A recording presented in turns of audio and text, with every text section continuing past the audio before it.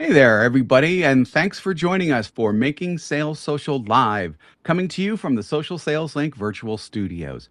I'm Bob Woods, and Bryn Tillman, Stan Robinson Jr. are here as well. How y'all doing today? Great. How are you? Doing Excellent. well. Stan? Excellent. Thank you. Good. Excellent. Always glad to hear. So, getting that sale, getting the client to sign the proverbial dotted line. Always great, don't get me wrong. Now, I wanna say "but" here, but it's really more like a "yes, and," like from improv comedy. We'd like to get more from our clients. That's why today we're gonna talk about some of the additional things, items, whatever you wanna call them, that we can gain from our clients. And these can be new or old clients too, right, guys? Absolutely. They could be current or someone you worked with years ago. Yeah, Yeah, so definitely don't forget about past clients because they yes. can be gold mine. New, old, and past. In So fact, we have a before third we item. jump into this, the five things we want from our clients, I'm going to throw out go take inventory of the people you've worked with in the last 5 years. Just not just the companies, but the actual people that you've worked with inside of the organization, because you'll see what we're about to teach you can be used. And chances are you've worked with dozens and dozens of people that you're forgetting about. So this is a great time to go back and say, who have I served over the years? Yep. Could not agree more with that. So with that, um, let's get into our agenda here. And Bryn's going to go first with just more business within the client's company. Yeah, so a lot of times we get into an organization with either a small group of people like a pilot, or maybe only one department was interested in what you had to offer. And there's a lot more opportunity inside of that organization. The other side of that is we may have more than one solution we can offer. So the first thing, which is we would like more business from a current client, is to make sure that we have really had deep conversations with not just our champion, but other folks inside of the organization, even to share with them the successes that we're having with one group. It's good for them to know. In fact, sometimes I'll send a message uh, or have a champion send a message, say, hey, I'd love for you to hear a little bit about what we're doing, if nothing else, just to loop you in. And so that becomes an opportunity, which I may have just now crossed over into number two, which was a fine line. So There definitely is a fine line there, but I think that there's enough to separate them. So that's probably a perfect way to just roll into Stan with specifically internal introductions within a company. Yes. Um, One of the things that happens in every company is turnover.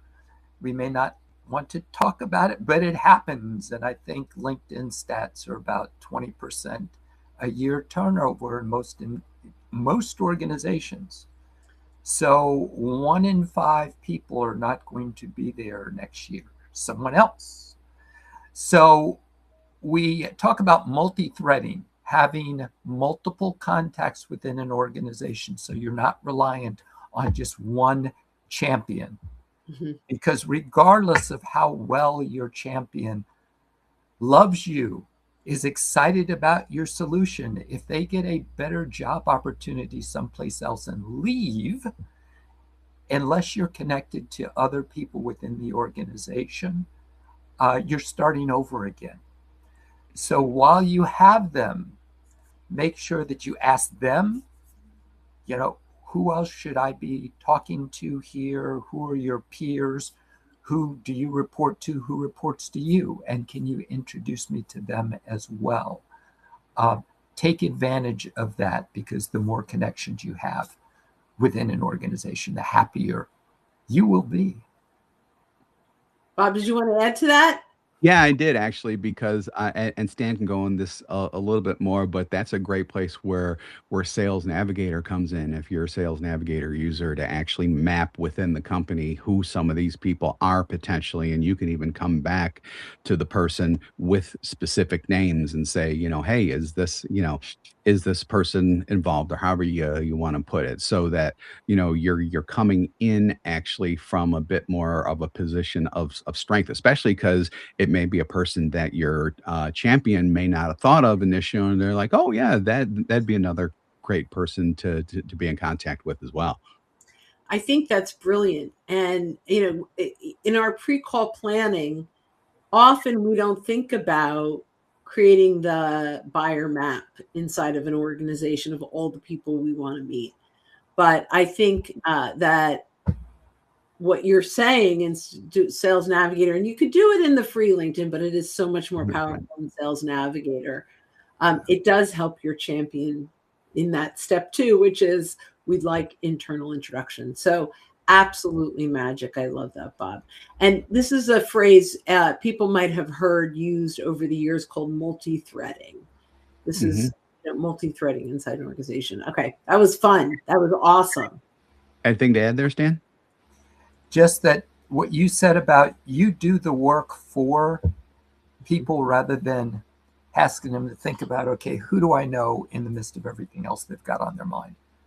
So you do the work, identify the people, and as Bob said, you push the easy button and say, hey, would Bob Woods be one of the people that I should get to know? Hmm. And we're actually going to take that nugget into number 3, which is external introductions.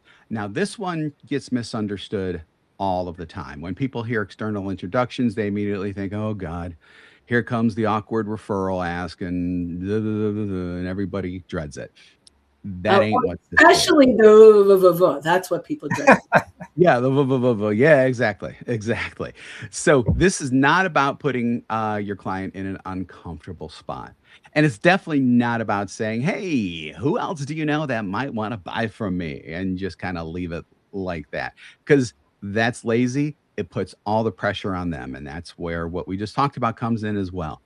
So, a couple things here. If you've done your job well, if you've actually helped them, supported them, guided them, educated them, brought about success because of what you've done for them, they're going to want to help you. They just don't know how to unless and until you make it easy.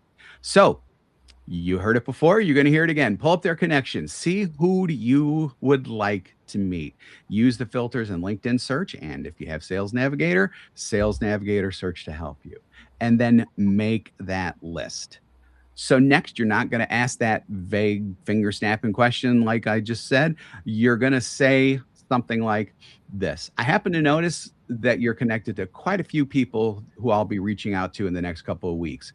I was wondering if you be open to sharing any insights about them before I do. Are you available for a 10-minute Zoom call? So you're actually setting up a little mini meeting ahead of time.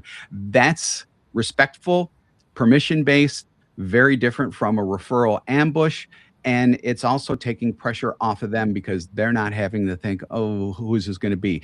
This person is going to come to me with specific names that I'll hopefully be able to help them out with. So there's a lot of pressure actually taken off of that point. And then there's one other thing: always offer to give referrals as well. There's definitely a two-way street going. And you should always be thinking about referrals in general too, that you can make to other people, especially with people who you just meet. It's like, "Oh, I just met this person. You know who might want to meet with them? Bryn or whoever." Make introductions there. So I mean, it's all about giving. I love that. The little bit of a legitimate hack. It's a hack, but you can do this. Often, if you have the free LinkedIn, you get very minimal folks when you search someone's connections. It gives you kind of a random sampling of who they know that you want to meet. However, if you create a search of that ICP, that ideal customer profile, and you use the first degree connection filter take that URL. That is a generic URL for anyone. It's not just your first degree connections. Whomever would use that URL would then see their first degree connections. So if you're working with a client on referrals, you may just say, here's a list of the people you're connected to that match the types of folks that I would like to have a conversation with. And you don't even have to review the names with them. You could say, of these folks, who on this list do you think I should not be reaching out to? Who should I be reaching out to? And who can you introduce me to? So then you'll get that full list because they can see 100% of their first degree connections that match that criteria. Excellent. Excellent. Anything to add there, Stan? That is one of those ninja tricks that most people would never think of. And once you see it, it's one of these mind-blown moments. Yeah, Bryn should have put on her ninja mask for that one because that would have been. We are unmasked here at Social Sales. This is a good point. Yes, this is a very good point. This is a very good point. With that, we're going to get into number 4, which is something that a lot of people don't think about, but yet could be very, very powerful, and that's vendor introductions, Bryn. Oh, I get this one. I love this one. Mm-hmm. So vendor introductions are some of the most powerful opportunities for growing your business. You can meet networking people in events. You can meet folks even on LinkedIn where you're serving similar clients, and that's a great relationship to grow for introductions. However, sometimes there's a little risk, right? This is someone that you don't know how great they are at what they do. And you may not be comfortable introducing them into some of your top clients. However, what we want from our clients is potentially a list of the vendors they use that they love. So let's say you're a financial advisor. I would like an introduction into their CPA. I'd like an introduction into their estate attorney or their contracts attorney, right? Who are the folks that my client is working with that they love? And now when I can connect with this person, even if I reach out and say, hey, Bob, you and I both work with Stan. I had a little conversation. Your name came up and I thought it made sense for us to connect and just get on the same page, if nothing else, right? And so now I start a relationship with a vendor that has been vetted by my client. I can feel very comfortable introducing that person into someone else in my network because I can say, hey, one of my clients uses Stan and loves him, right? Or Bob, I forget which one was the example, right? But so now I can introduce and refer with confidence, and they can introduce and refer with confidence for the same reason. So when we can meet the vendors of our customers, it can really be a great opportunity. There's a side opportunity to that. When I say to Stan, hey, Stan, who are you using for your CPA? And say, I had this great guy, but the company got merged into some other company and I don't even know who I'm working with now. I'm like, hey, I've got a few other CPAs that my other clients have worked with and loved. Are you open to a few introductions? And you can see if there's someone that might better fit your needs. And now I can make 2 or 3 introductions into my networking partners, and Stan can make a decision on who makes the most sense for him. But I've kind of built, they say you have to put money in the bank, deposits in the bank before you withdraw. These are like huge deposits that you're making. So I love asking my clients for introductions into other vendors. For us, it's their sales trainers, or if they have a marketing partner like a HubSpot implementer or someone like that, who then becomes phenomenal referral partners, but we can refer them because there are folks that will come to us and they go through our training and they love our training, but now they're stuck at like negotiation skills or overcoming objections. And while we can help a little, that's not our expertise. Or for example, I had one client that said, we really need some help with our process in our CRM. I'm like, Liz Hyman, that's who you have to talk to, right? So we have the people in our, in our list that we know are fantastic because our clients told us so. Wow. Anything else, Stan, You to know, add to that?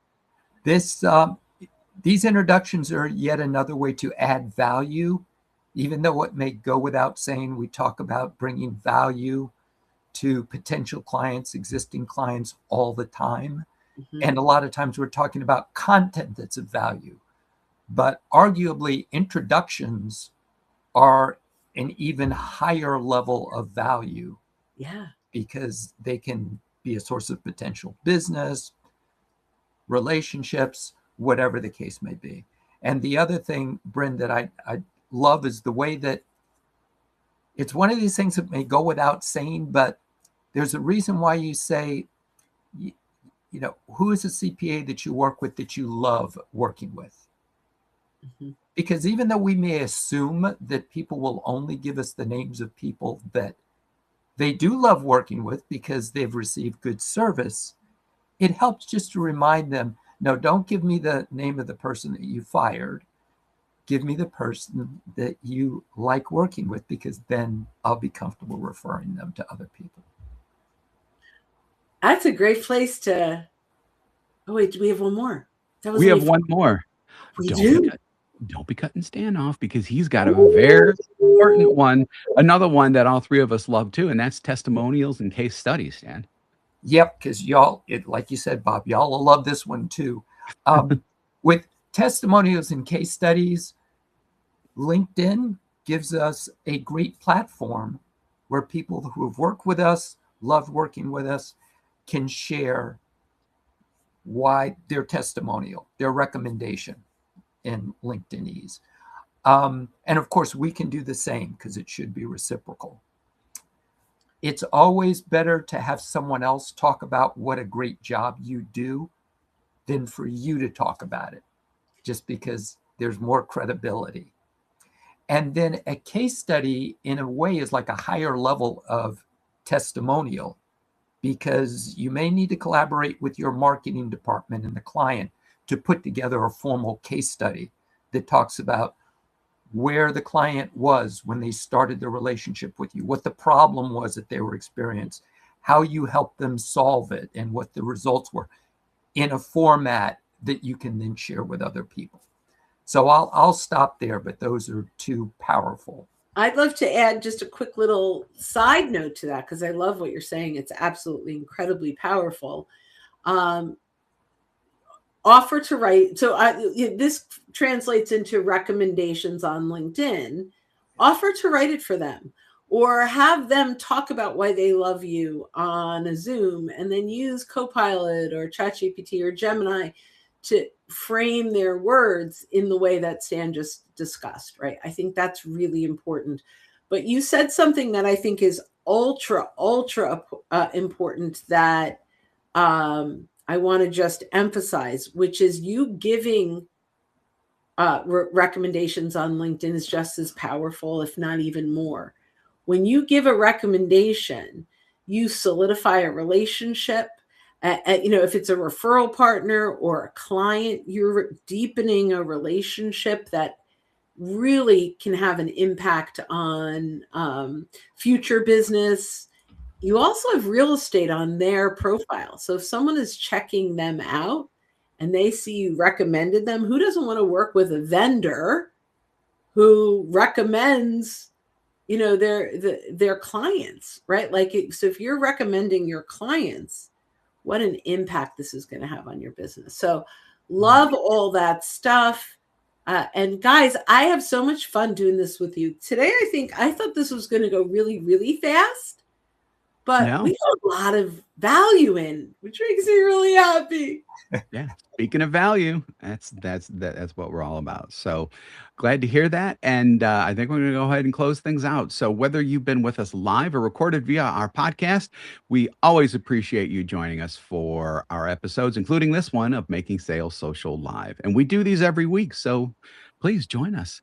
If you're listening to us on our podcast and you haven't subscribed already, that subscribe or follow button, whatever it says there, that's all you need to do. And also drop us a like and a comment as well. So, besides the LinkedIn Lives, we also interview sales and marketing business leaders, all those types of people. So, catch those episodes as well.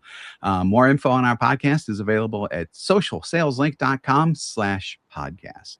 So, when you're out and about this week and every week, be sure that you're making your sales social. Social. Almost. excellent.